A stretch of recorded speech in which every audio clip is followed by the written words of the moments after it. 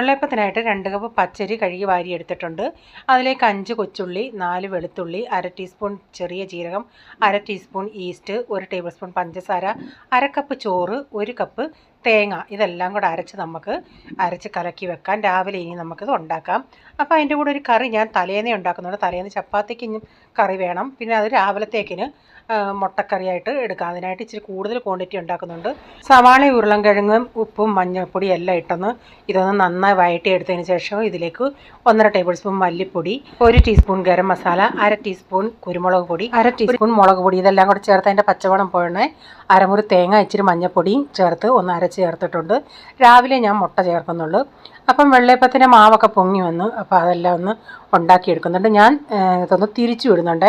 അപ്പോൾ ഈ വീഡിയോയുടെ ഫുള്ളായിട്ടുള്ള വീഡിയോ ചാനൽ ഇട്ടിട്ടുണ്ട്, അവിടെ പോയി നോക്കണേ. അപ്പോൾ ഈ വീഡിയോയിലെ വിശേഷങ്ങൾ ഇതൊക്കെയായിരുന്നേ.